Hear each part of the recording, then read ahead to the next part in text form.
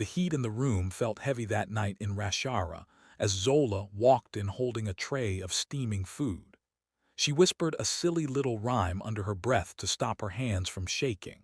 The family sat under a brass lamp that made everything look warm, even though Zola did not feel warm at all. The men talked loudly, the women laughed in the way they always did, and Zola slipped into the space like someone who belonged only to the work, not the moment. When she placed the first bowl on the table, Mama Sefu's sharp voice cut through the room, telling her to make sure everyone was served. A cousin joked at her expense. A fork hit a plate, and Zola tried to laugh, but it came out small and stiff. She moved from person to person with steady hands, offering tiny jokes that no one really caught. Each smile she forced felt like it cracked something inside her. Still, she kept going, carrying both her anger and her strange little hope like two secrets pressed against her ribs.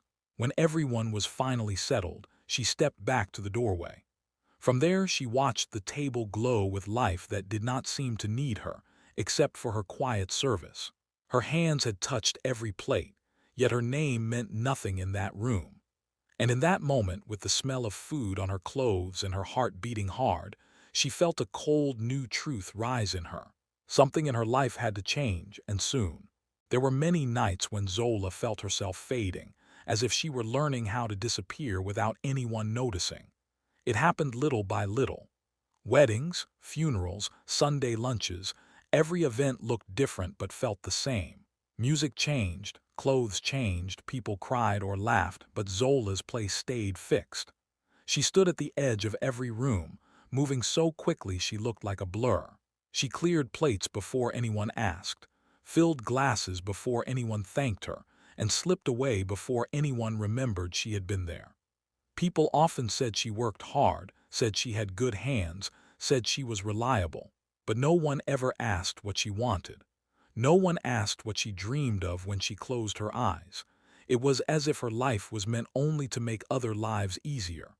By day, she sat at her small stall in Lumani Market, stitching aprons for a few coins. The noise of the market gave her something to hide inside. Sellers called out, children chased each other, the smell of fried dough floated through the air. Zola kept her head down and sewed because sewing was safe. It kept her from thinking too much. But when night came and the market fell quiet, she felt her jaw tighten. She forced herself not to speak her anger or her fear. She folded her words inside herself the way she folded cloth. Silence became a habit that hurt more each day. Sometimes the world surprised her. A little boy would drop his spoon, giggle at the mess he made, and look at her with bright, innocent eyes. She would laugh back, a real laugh, a small light breaking through the dark. The sound made her chest ache because it reminded her of the person she used to be, someone who laughed easily, someone who believed life could be kind. That tiny moment of joy was both sweet and painful. It stayed with her long after the boy ran off. At home, Seku barely looked up when she entered. He told her it was tradition for women to serve. He told her not to think too much. His quiet disappointment hurt more than anger would have. When he shrugged at her tired eyes, it felt like a door closing. She wished he would ask her how she was, even once. She wished he would see that she was slowly shrinking inside her own life. Most nights she sat alone with a small pile of coins. She counted them one by one as the lantern flickered. She wondered if these coins could buy her something new, a different life, a different story. She asked herself if the life she kept giving away would ever come back to her in another shape. The thought scared her, but it also kept her awake. Something inside her whispered that she was meant for more. And even though she was still vanishing in front of everyone, a tiny part of her refused to disappear completely. Zola never expected her life to shift because of a simple visit. But one warm afternoon, an old friend stopped by her market stall with news that felt almost unreal. She spoke about a microloan group in Djembe, run entirely by women who wanted to help each other grow small businesses. At first Zola thought it sounded like charity, the kind that made people nod politely while feeling small inside. Still, something in her chest tugged, so she decided to go. She walked into the meeting expecting quiet advice and pity. Instead, she found a room bursting with fast voices, bright eyes, and women planning futures that sounded bigger than anything Zola had ever dared to imagine. They talked about profit, losses, customers, and confidence. They argued and laughed over ideas that stretched across tables. The energy hit her like sunlight after too many years in shade. She sat in the back at first, shy, unsure, but the women welcomed her with warm smiles. She learned how to add up costs without guessing, how to talk to customers in a way that respected her work, and how to set a price that honored the long hours her fingers spent bending over cloth. Every new skill felt like a small key, unlocking a door she had forgotten was even there. Numbers once scared her, but now she wrote them down with a surprising excitement. Negotiation once felt like a battle, but now it felt like strength. Slowly her laughter returned. Not the careful, polite laugh she used at family tables, but a real one that slipped out before she could stop it. Sometimes it came out too loud or ended in a funny choke that made everyone laugh with her. When someone overpaid for an apron because they loved her stitching, Zola felt a bright rush inside her chest. When a client hugged her across the counter and thanked her for a design that made her feel beautiful, Zola held her for a moment longer than normal because it felt like she was being seen for the first time. These small victories gathered inside her like new threads weaving a different kind of skin. She began to stand taller. She began to breathe slower. She began to believe she might be more than the woman who served everyone and spoke only when spoken to. She went home with new ideas that kept her awake at night, ideas that felt both scary and sweet. She also started to save in secret. It was not much at first. One day she folded 100 shillings into the hem of an apron. Another day she slipped 2 coins into the lining of her sewing bag. She hid them like a child hiding treasure, her hands shaking each time. But every coin felt like a tiny yes to herself, a small act of rebellion against a life that had always told her to stay quiet. Each bit of money felt like an answer to a question she had been afraid to say out loud. What if she could build something of her own? What if she deserved more? The thought scared her, but it warmed her too, and for the first time she let that warmth stay. The morning Zola finally left did not feel quiet or gentle. Thunder rolled across the sky as if the world itself wanted to push her forward. She packed a single suitcase with shaking hands. Her clothes folded quickly, but her courage gathered slowly. When she stepped out of the compound gate, her heart hammered so hard she thought the whole street could hear it. Still, she kept walking. Each step felt like a yes she had been waiting years to say. Koroma's winding streets felt new even though she had walked them all her life. Colors looked brighter, sounds felt sharper. Street vendors called out to customers, pots clanged, children argued over marbles. When one vendor winked at her and said she looked lovely in the morning light, she burst into a surprised laugh.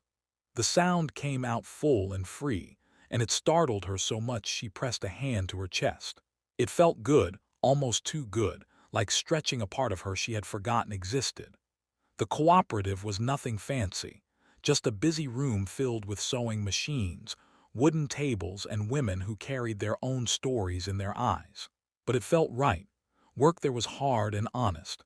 The days smelled of starch, sweat, and something like hope.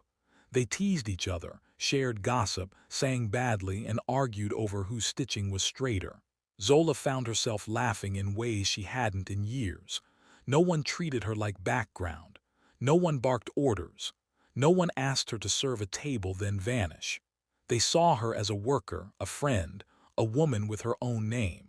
One evening, after a long day of sewing, they all ate rice together from a big pot. The air was warm, the room loud, and Zola felt light from both hunger and happiness.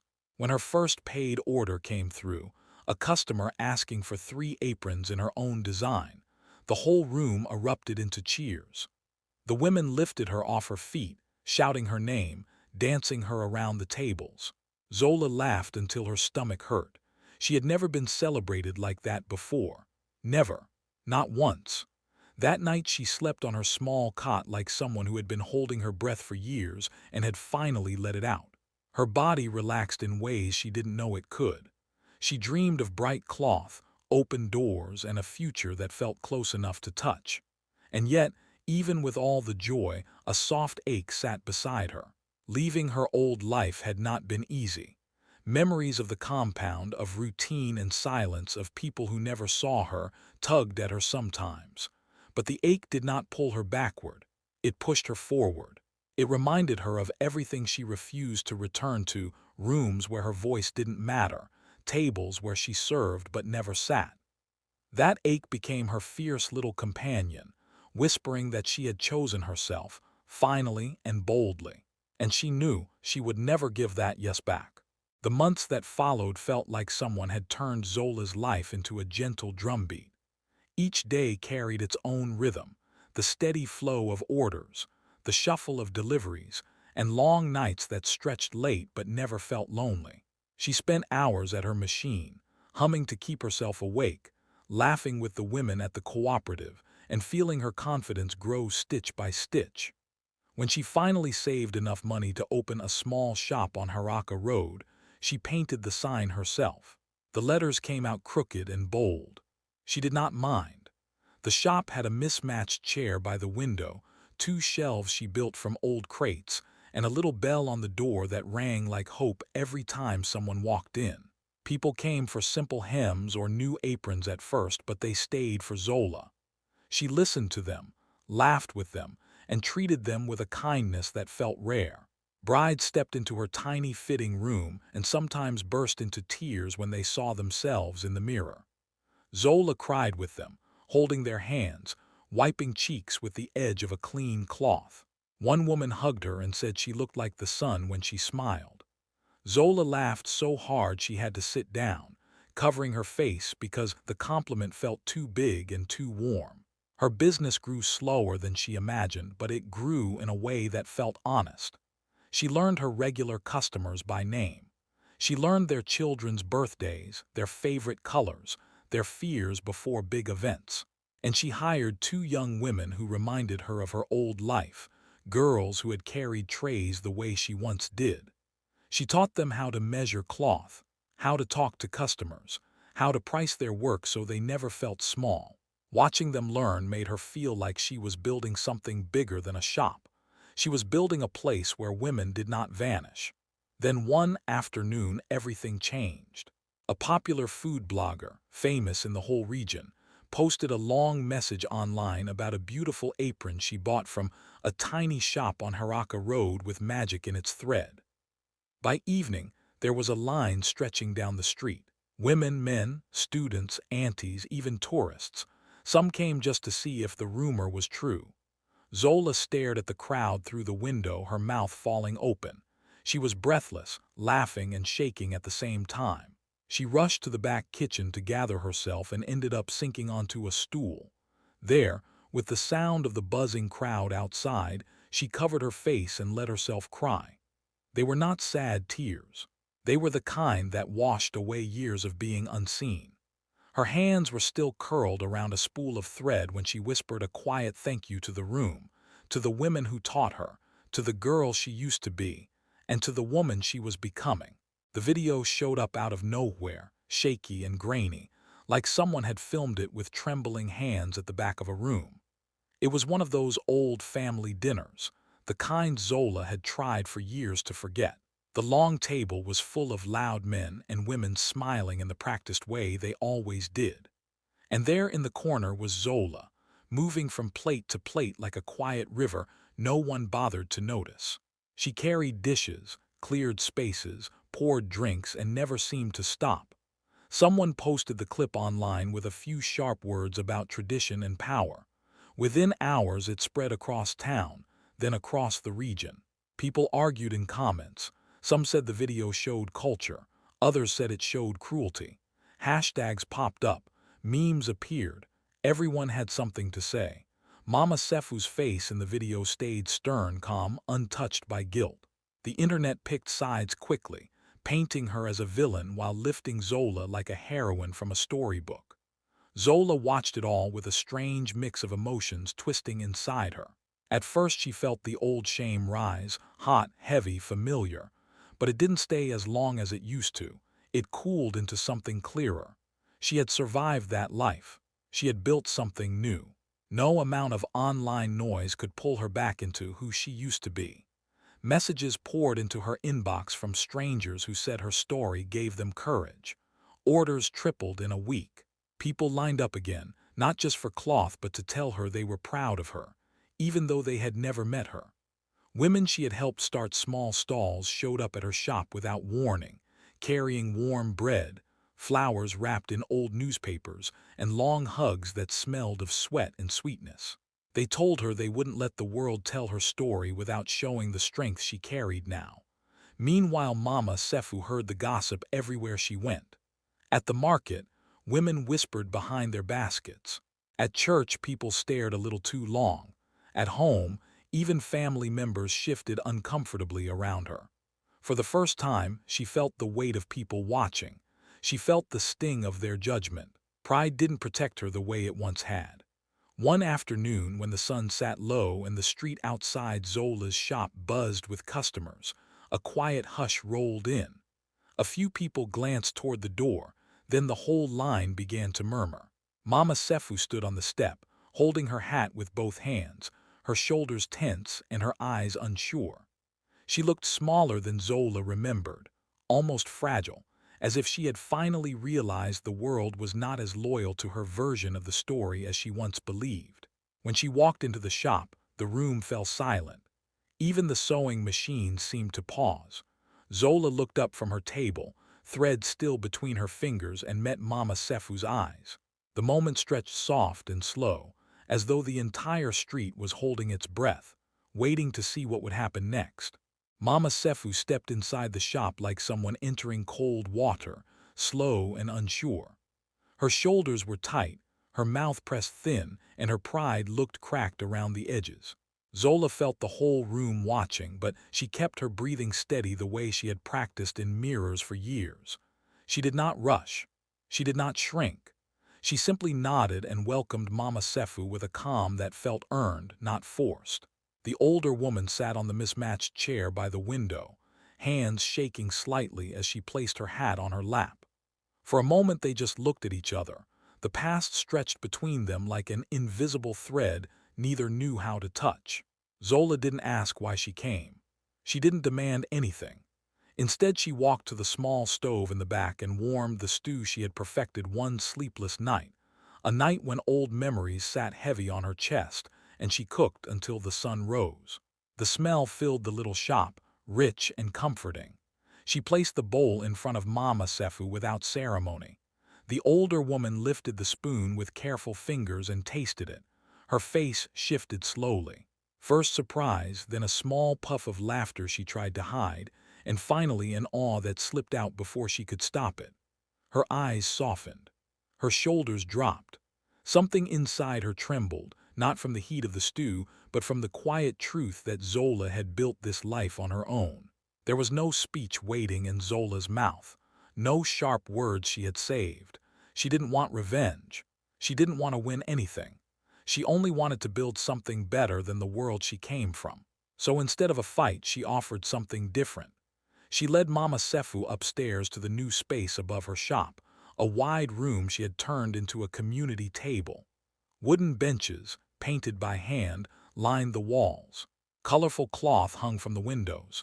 Every week neighbors gathered here to eat together, share stories, and learn to respect each other's work. People who never sat at the same table before now did. Men served food. Women rested. Children helped. Everyone met eye to eye. Mama Sefu looked around the room, confused at first, then strangely moved. She ran her fingers across the table as if trying to understand the meaning of it. Zola told her she started the space so no one would feel invisible again. Not her. Not the girls she hired. Not the neighbors who worked hard but were rarely thanked. It was a place where old habits had to change. In the weeks that followed, Mama Sefu returned again and again. Some days she was crabby, complaining about the noise or the seasoning. Other days she came with curious questions. Once she brought a basket of mangoes, unsure how to hand them over. Another time she noticed a tear in the curtain and quietly stitched it with trembling hands. Each visit was an awkward attempt at something like apology, not spoken but shown. Zola accepted it all with a soft patience. She did not forget the past, but she no longer lived inside it. She had built a table where everyone could sit, even the ones who once made her stand. Tembo Square was glowing that humid evening, the kind of warm night where everyone talked louder and laughed easier. Zola's shop and the community table upstairs were full of life. Children ran around kissing cheeks. Old men argued about politics as if the world depended on their voices, and two brides stood by the window showing off their dresses, smiling like they carried sunlight in their pockets. Zola moved through the room with her usual calm, greeting people, fixing a collar here, handing out bowls of stew there, her heart full without her saying a word. Then a distant cousin wandered in, already drunk on old stories. He smirked at the crowd, raised his glass, and tried to mock Zola by bringing up the viral video of her serving silently at that long family table. His words cut across the room like a bad smell. But before Zola could speak, something powerful happened. The entire room rose at once, almost like a single strong thread pulling them to their feet. The young women she trained stepped forward first, their faces fierce with loyalty. Customers she had helped for years spoke up next, reminding everyone how she treated each person like royalty, no matter how busy she was. Neighbors who once whispered behind her back now defended her loudly. Someone shouted about the night Zola stayed at the shelter after the floods, feeding every family until her hands shook. Another woman raised a glass and toasted the person who taught them to know their worth. Zola's laugh burst out, loud and surprised, and her eyes shone with tears she couldn't hold back. She cried not from shame, but from joy so bright it almost hurt. Her hand pressed to her heart as she looked at the room rising for her.